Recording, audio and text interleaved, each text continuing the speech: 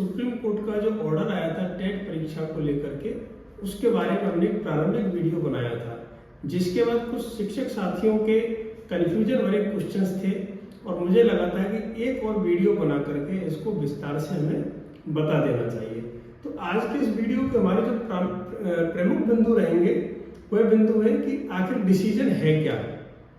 इस डिसीजन से शिक्षक वर्ग पर क्या प्रभाव पड़ने वाला है, और तीसरा हमारा बिंदु रहेगा सरकार का इसको लेकर के क्या रुख है। तो सबसे पहले बात करते हैं कि डिसीजन बेसिकली था क्या। तो सुप्रीम कोर्ट ने कहा है कि जितने भी प्राइमरी लेवल के टीचर हैं जो कक्षा 1 से 8वीं तक पढ़ाते हैं, उन सभी को टेट परीक्षा देना अनिवार्य है, कि टेट उत्तीर्ण होने चाहिए। जैसा कि आपको पहले से पता है, 2010 के बाद में जब RTE राइट टू एजुकेशन शिक्षा का अधिकार लागू हुआ था, तो शिक्षकों की योग्यता में एक नया प्रावधान भी जोड़ दिया गया था कि उनको टीचर एलिजिबिलिटी टेस्ट, शिक्षक पात्रता परीक्षा उत्तीर्ण करनी होगी। उसके बाद ही चाहे वो गवर्नमेंट स्कूल्स में पढ़ा रहे या फिर प्राइवेट स्कूल्स में पढ़ा रहे, तभी वह पढ़ाने के लिए एलिजिबल माने जाएंगे। तो सबसे पहले तो नियम की बात करें तो नियम में बिल्कुल 1 से 8 तक पढ़ाने के लिए, अब उसमें चाहे आप टीचर हैं, कहने का मतलब थर्ड ग्रेड टीचर हैं L1, या आप L2 हैं, या आप प्रबोधक हैं, या आप विद्यार्थी में किसी भी प्रकार से आप अगर प्राइमरी टीचिंग करा रहे हैं तो आपको टेट परीक्षा को पास करना ही होगा। ये तो पहला बिंदु। अब आते हैं कि डिसीजन अभी हाल ही में जो आया वो है क्या।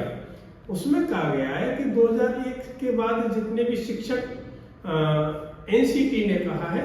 कि 2001 के बाद जितने भी शिक्षक थे उनके लिए न्यूनतम योग्यता निर्धारित की गई थी। उस न्यूनतम योग्यता को जिसने उत्तीर्ण किया है वो आज शिक्षक की जॉब में है। ठीक है, अब इस पर हमारे ऊपर क्या प्रभाव पड़ने वाला है,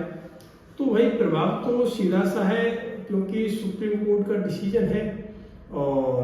NCT ने भी अपना हलफनामा कोर्ट में पेश कर दिया है और उसके बाद एक संख्या निकल के आई है और उस हिसाब से शिक्षक वर्ग को इस परीक्षा के लिए मेंटली प्रिपेयर तो रहना ही होगा। हाँ, जो 2010 के बाद, या फिर कहना चाहिए हमें जो टेट या रीट या फिर अदर स्टेट्स में जिसको अन्य नाम से भी जाना जाता है, अगर हम सेंट्रल लेवल की बात करें तो CTET के नाम से इसको हम जानते हैं, हरियाणा में HTET के नाम से, उत्तर प्रदेश में UP टेट के नाम से, मध्य प्रदेश में MP टेट के नाम से। तो जहाँ ये टेट के विभिन्न नामों से परीक्षा होती है और जिन्होंने इस परीक्षा को उत्तीर्ण पहले से ही कर लिया है या उस परीक्षा के बेस पर ही वो जॉब में आए हैं, तो उनको दोबारा से इस परीक्षा में नहीं बैठना होगा। तो हमारे ऊपर क्या प्रभाव पड़ने वाला है कि इसमें एक जो छूट दी है 55 साल से अधिक के जो शिक्षक हैं जिनकी राजकीय सेवा में अभी 5 वर्ष की अवधि शेष है, उनको इस टेट परीक्षा से मुक्त कर दिया गया है कि उनके लिए यह लागू नहीं होगा, एप्लीकेबल नहीं होगा। और 2001 से पहले के जो नियुक्त शिक्षक हैं उन पर इस प्रावधान का कोई प्रभाव नहीं पड़ेगा, वो है अपनी सरकारी सेवा में एज इट इज बने रहेंगे। अब बात करते हैं तीसरा जो हमारा आज का बिंदु था, सरकार का इस पर क्या रुख रहने वाला है। तो यहाँ मैं आपके लिए बता दूं, यह जो टेट परीक्षा है यह इस प्रकार से नहीं होगी जो वर्तमान परिदृश्य में बेरोजगार अभ्यर्थियों के लिए होती है या फिर जो शिक्षक बनने का सपना देख रहे हैं उनके लिए इस परीक्षा का आयोजन किया जाता है, उस प्रकार की यह परीक्षा नहीं होगी।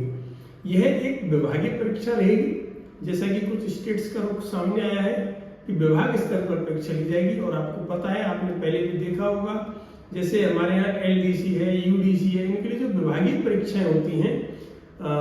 जैसे उनको एक written test, typing test pass करना होता है, जो मृत राज्य कर्मचारी वगैरह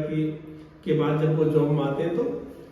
टाइपिंग टेस्ट देते हैं, तो उनको बहुत ज़्यादा रिलैक्सेशन मिलती है, उनको पासिंग मार्क्स में भी छूट मिलती है और या फिर उनको कुछ चांसेस भी मिलते हैं कि अगर वो एक बार में उस परीक्षा को पास नहीं कर पाते तो दूसरी बार ट्राई करा, तीसरी बार ट्राई करना है। तो बिल्कुल इसी प्रकार से यही हमारा विभागीय परीक्षा गवर्नमेंट आयोजित कर सकती है और उसमें जो मिनिमम क्वालिफिकेशन मार्क्स हैं, जो एक निश्चित न्यूनतम बाधा रेखा कहना चाहिए हमें, जिस प्रकार से आजकल RPSC का ट्रेंड है, RSSMB का ट्रेंड है, 40% उन्होंने न्यूनतम अंक निर्धारित किए हुए हैं किसी भी परीक्षा की पात्रता के लिए। तो बिल्कुल इसी प्रकार से राज्य सरकार भी विभाग के नए नियमों में हमारे लिए कुछ प्रावधान इस प्रकार का कर सकती है। और दूसरा हम बात करते हैं कि भाई पहली बार मान लीजिए एग्जाम हुआ और हम उसको नहीं निकाल पाए तो क्या होगा, कुछ भी नहीं होगा, हमारी सेवाएं जारी रहेंगी। नौकरी मिलना जितना कठिन है उससे भी ज़्यादा कठिन है किसी को नौकरी से अपदस्थ करना। तो दोबारा से चांस मिलेगा, तीसरी बार चांस मिलेगा। तो ये अभी तक का सिनेरियो है। आगे गवर्नमेंट्स का, विभाग का, एजुकेशन डिपार्टमेंट का क्या रुख रहता है उसके बाद में और आप सबको विभिन्न माध्यमों से जानकारी मिल ही जाएगी। और जब आपने यहाँ तक वीडियो देख ही लिया है तो मेरा जो कैमरा मैन है वो हमेशा कहता है कि आप एक वीडियो में एक बात नहीं बोलते हैं कि इस चैनल को सब्सक्राइब कर लें। तो वास्तव में आपको अगर ये न्यूज़ यूजफुल लगी है तो मेरे कैमरामैन की बात का मान रखते हुए आप चैनल को सब्सक्राइब कर लें, जिससे उसको मोटिवेशन मिलेगा। क्योंकि जो भी अपलोड करना है, जो भी कंटेंट को तैयार करना है, कि सारी व्यवस्थाएं वही देखता है। ठीक है फ्रेंड्स, आगे जो भी सूचना होगी आपके लिए किसी न किसी माध्यम से मिल ही जाएगी आपको। मेरा भी प्रयास रहेगा आपको आसान शब्दों में